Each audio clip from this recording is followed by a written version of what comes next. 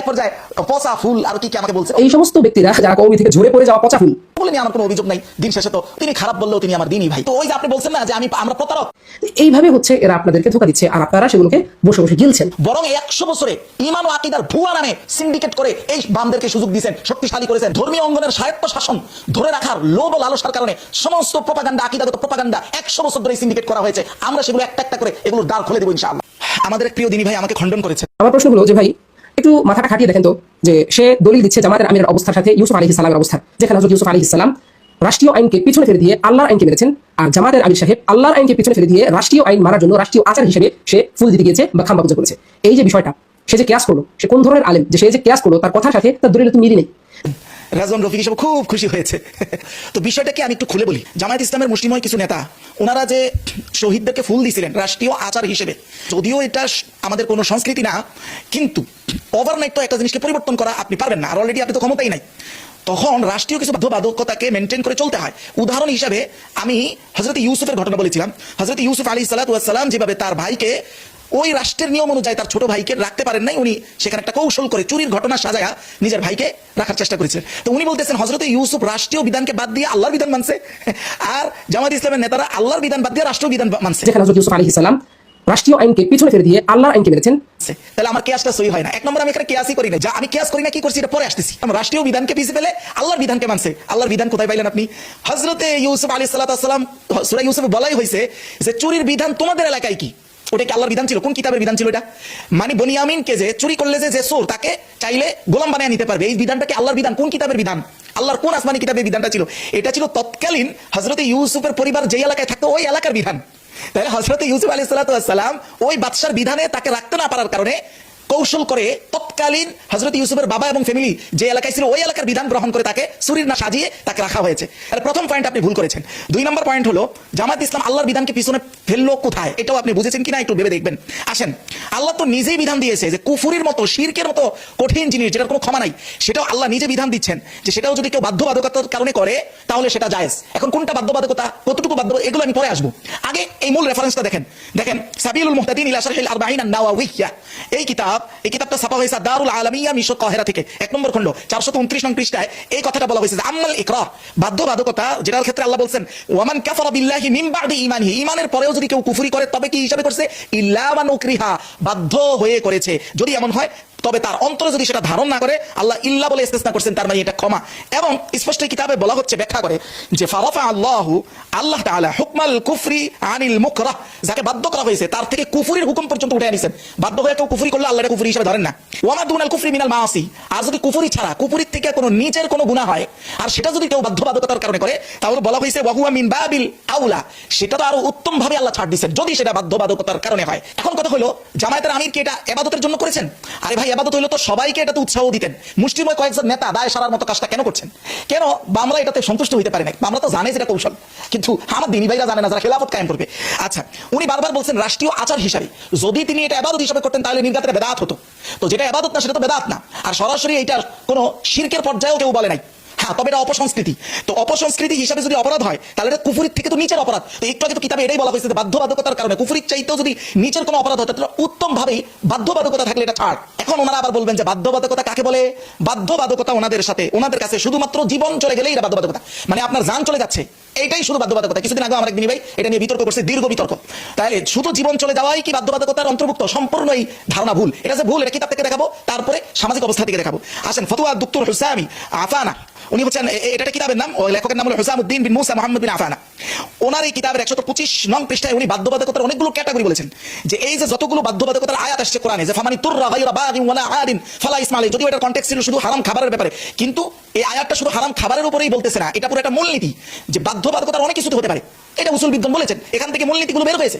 শুধু আয়াতের কনটেক্সটের উপরে সীমাবদ্ধ থাকলে তার মূলনীতিতে রূপ নিত না।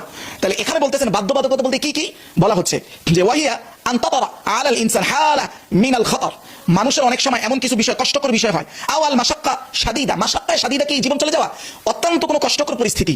বিহাইসু, এমন যে ইয়াখাফু হুদুসা দারারিন, সে কোনো ক্ষতির আশঙ্কা করতেছে। আও আযাবিন নাস, অথবা জান চলে যাওয়া, এই জান চলে যাওয়া এর মাত্র একটা ক্যাটাগরি। এরপরে বলতেছে আও বিল উদবি, অথবা কোনো অঙ্গ হানি হওয়া। আও বিল ইরদি, অথবা সম্মান হানি হওয়া। তো সম্মান হানি হওয়া আর অঙ্গ হানি হওয়া কি এক জিনিস? মানে এরপরে এটাও বলছে আউ বিল আকলি আউ বিল মালি আউ তাওয়াবিহা, সম্পদ বড় আকারে কোনো সম্পদের ক্ষতি হওয়া, বড় আকারে কোনো পরিবর্তন হওয়া, অথবা এর অনুগামী আরো যা আছে। তো এই ক্যাটাগরি সবগুলোকে ইসলাম বাধ্যবাধকতা হিসাবে গ্রহণ করেছে, শুধু জীবন চলে যাওয়াকে নয়। এজন্যই তো প্রয়োজন রাজনীতির ময়দান থেকে কোনটা বাধ্যবাধকতা, এটা একমাত্র তার অবস্থান থেকে, তাদের অবস্থান থেকে তারা বিবেচনা করতে পারবে। এটা আমি এসি রুমে বৈশা এটা বিবেচনা করা সম্ভব নয়। যদি বাধ্যবাধকতা শুধু জান গেলেই হইতো, যদি এতটুকু সীমাবদ্ধ হইতো, তাহলে ভোটার আইডি কার্ডে আপনারা ছবি দেন কেন? ছবি দেওয়া তো রাসূলুল্লাহ যে ছবি প্রিন্ট করা, অঙ্কন করে, এটা তো জাহান্নামের ঘোষণা দিয়েছেন। তাহলে ভোটার আইডি কার্ড না করলে কি আপনার অঙ্গহানি হবে, সম্মানহানি হবে? কিছুই তো হবে না। বাস্তবে এই সমাজে আপনি চলতে পারবেন না, হ্যাঁ চলতে কষ্ট হবে, ওই যে মোশাক্কায়ে শাদীদা হবে। এখানে তো তাই বলা হয়েছে। আপনি নিজেও তো ভোটার আইডি কার্ডের প্রশ্নে এখান থেকে মোশাক্কায়ে শাদীদাই নিয়ে আসবেন। আপনাকে যখন বলা হবে তোমার তো জান যাচ্ছে না, তাহলে তুমি ভোটার আইডি কার্ডে ছবি ব্যবহার করতেছো না, এটা থেকে মুক্ত থাকো, তখন আপনি আমাদের মোশাক্কায়ে শাদীদা, হজে যাওয়ার সময় ছবি ব্যবহার করেন কেন? আল্লাহ বলছে তো হজ কার জন্য, মানিস তাতা ইলাইহি সাবিলা, যার জন্য পথ খোলা। আপনি বলবেন যে আমি ছবি ব্যবহার করে ফটো উঠে আমি যাবো না, বাস আমার জন্য এই উসিলা পথ খোলা না, তো পথ খোলা না হলে আল্লাহ তো আপনার ফরজই করে নেই। তাহলে ওখানে কেন ছবি তুলে ওটাকে কোন হিসাবে বাধ্যবাধকতা নিচ্ছেন, যেখানে আপনাকে কে বাধ্য করতেছে? আপনাকে কেউ মারতেছে, পিটাইতেছে? কিছুই তো না। তাহলে হাফিজ জি হুজুর রাহমাতুল্লাহি আলাইহি তিনি কেন এই গণতান্ত্রিক রাজনীতিটা হারাম মনে করেও এটাকে করলেন? কোন বাধ্যবাধকতা? ওনাকে কি কেউ গলা টিপে ধরছে? বিষয়গুলো এইভাবে বিবেচনা করা যায় না। তাহলে সামাজিকভাবে ভোটার আইডি কার্ডে ছবি না দিলে যদি আপনার একার সংকীর্ণতার জন্য এরকম একটা বিষয়কে সাময়িক অনুমতি দেওয়া হয়, তাহলে এই যে ইসলামী রাজনীতির উত্থান না হওয়ার কারণে আমরা যে যুগের পর যুগ এই সেকুলারদের হাতে পুরোপুরি বন্দী, এর থেকে পুরো জাতিকে বের করে আনার জন্য আপনার একার ক্ষেত্রে যদি সেটা জায়েজ হয়ে যায়, পুরো জাতির কল্যাণের জন্য সেটা জায়েজ হবে না। এখন বলবেন বাধ্যবাধকতা কার কাছে? বাধ্যবাধকতা মিডিয়ার কাছে। মিডিয়া চাইলে আপনাকে সুযোগ পাইলে 10 দিনের মধ্যে আপনাকে পুরো রাজনীতি থেকে অপ্রাসঙ্গিক করে ফেলার সক্ষমতা মিডিয়ার আছে। আর মিডিয়াগুলো সব নিয়ন্ত্রণ করতেছে বামরা। কই আপনারা নিয়ন্ত্রণ করলেন না কেন? এই জায়গায় কি আমার আপনার ঘাটতি নাই? মিডিয়াগুলো এরকম 5টা মিডিয়া আপনার আমার হাতে নাই কেন? আমরা তো হঠাৎ আসমান থেকে নাজিল হয়ে এখানে শক্তিশালী হয় নাই। আপনার আমার মাথার উপরে কাঁঠাল ভেঙে কোষ খেয়ে শক্তিশালী হয়ে তো তারা রাষ্ট্রীয় ক্ষমতায় বসেছে। আপনি কোথায় ছিলেন? ছিলেন ঠিকই, কিন্তু ওই যে আপনি বলছেন না যে আমরা প্রতারক, বরং 100 বছরে ঈমান ও আকীদার ভুয়া নামে সিন্ডিকেট করে এই বামদেরকে সুযোগ দিয়েছেন, শক্তিশালী করেছেন। ধর্মীয় অঙ্গনের স্বায়ত্ত শাসন ধরে রাখার লোভ ও লালসার কারণে সমস্ত প্রপাগান্ডা, আকীদাগত প্রপাগান্ডা 100 বছর ধরে সিন্ডিকেট করা হয়েছে। আমরা সেগুলো একটা একটা করে এগুলো দ্বার খুলে দেব ইনশাআল্লাহ। 2 নম্বর বিষয় হলো হযরত ইউসুফ আলাইহিস সালাতু ওয়াস সালামের এই ঘটনাটাকে আমি কিয়াস করি নাই। আমি এটা বলি নাই যে হযরত ইউসুফ যেমন কাজ করছেন আমিরে জামা ঠিক ওই রকম কাজ করছেন, তাইলে কিয়াস হইতো। আমি জাস্ট ওখান থেকে তাদাররুজটা বোঝানোর উদ্দেশ্য ছিল আমার। মানে হযরত ইউসুফ যেভাবে রাষ্ট্রীয় কাঠামোতে আসার সাথে সাথেই ক্ষমতায় আসার পরেও সব অপসংস্কৃতি একদিনে বাদ দিতে পারেন নাই। তাদাররুজ তো একটা বিষয়কে ধাপে ধাপে অ্যাপ্লাই করা, এটা তো ইসলামে স্বীকৃত। যেমন আপনি দেখেন আত-তাহযীব ফি ফিকহিল ইমাম শাফিঈ এর 1 নম্বর খণ্ড 9 নম্বর পৃষ্ঠায় তিনি তাদাররুজের বর্ণনা করতেছেন এইভাবে যে মিন হুসনি তাদবীরিশ শারঈ ওয়া হিকমাতিহি, শরীয়তের একটা হিকমত এবং সৌন্দর্যই হলো এই তাদাররুজ। সেটা তিনি বলেন আহকামে শরীয়তকে অ্যাপ্লাই করা সমাজে আলা মাহলিন, মানে ধাপে ধাপে আস্তে আস্তে, এর স্পষ্ট এবার কদিয়া বাদা কদিয়া, একটার পর একটা, এভাবে উনি বলেছেন কদিয়ার পর কদিয়া। এবং এই তাদাররুজকে রাসূলুল্লাহ নিজে কত জায়গায় অ্যাপ্লাই করেছেন। এর মধ্যে সবচেয়ে উল্লেখযোগ্য হলো যেটা ফাতহুল মুনঈম শরহ সহিহ মুসলিমে আসছে 5 নম্বর খণ্ড 258 নং পৃষ্ঠার বর্ণনা। তিনি মক্কা বিজয়ের পরেও মক্কা শরীফের মধ্যে মুশরিকরা আসতো না, এখন আসার নিয়ম আছে বলে, এটা তো আয়াত পরে নাজিল হয়েছে, ভালো কথা। উলঙ্গ তওয়াফ করে নেই তো, উলঙ্গ তওয়াফ করার বিধান কি তখন ছিল? থাকলে তো মুসলমানরাও করতো, তারা করতেছিল, তাদেরকে নিষেধ করতে দেরি করা হয়েছে বিদায় হজের আগ পর্যন্ত। হযরত আবু বকরকে এটা আদেশ করে এই ঘোষণা দিয়েছেন লা ইয়াতুফু বিল বাইতি উরিয়ান, আজকের পর থেকে কেউ আর উলঙ্গ কাবা তওয়াফ করতে পারবে না। তাহলে এই ঘোষণাটা রাসূল কেন মক্কা বিজয়ের পর দিলেন না? এটাই হলো তাদাররুজ, ধাপে ধাপে এসেছে। এখন অনেকে বলবে যে তাদাররুজের মানসুখ হয়ে গেছে। এখন অনেক বহু ইমামের মতে এটা মানসুখ হয় না, এখন এটা অ্যাপ্লাই যোগ্য। যদি নাই হতো তাহলে আমাদের পাশের মোল্লাদের দেশে যে তারা ইসলামী ইমারত কায়েম করছে, করার পরেও দীর্ঘ একটা সময় পর্যন্ত মহিলারা নিউজ পড়ছে না টিভি চ্যানেলে। প্রথম তাদেরকে হিজাব পড়াইছে, নেকাব পড়াইছে, এখন সম্ভবত কোনো মহিলা নিউজ পড়ে কিনা আমার জানা নাই, সম্ভবত নাই। কিন্তু তাদের ক্ষমতা নেওয়ার পর অনেকদিন পর্যন্ত ছিল। এই থাকাটা কি? এটাই তো তাদাররুজ। তিনি আমাকে প্রতারক বলেন, আমি বলবো প্রিয় ভাই, আমাকে প্রতারক বলে লাভ নাই। এই যে 100 বছর ধরে সেকুলারদের মলমূত্র খাইতে বাধ্য করেছে কারা?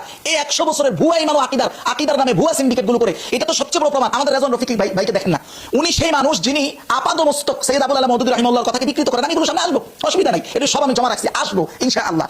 সেই মানুষটা আবার নীলুফার আপার কথা কোন কনটেক্সটে বলছেন, ওরে তাহকিক রে, উনি এক পর্যায়ে পচা ফুল আর কি আমাকে বলছে, ওগুলো নিয়ে আমার কোনো অভিযোগ নাই। দিন শেষে তো উনি আমাকে ভালো বললেও তিনি আমার ঘরানার ভাই, কওমি ভাই, তিনি খারাপ বললেও তিনি আমার দিনই ভাই।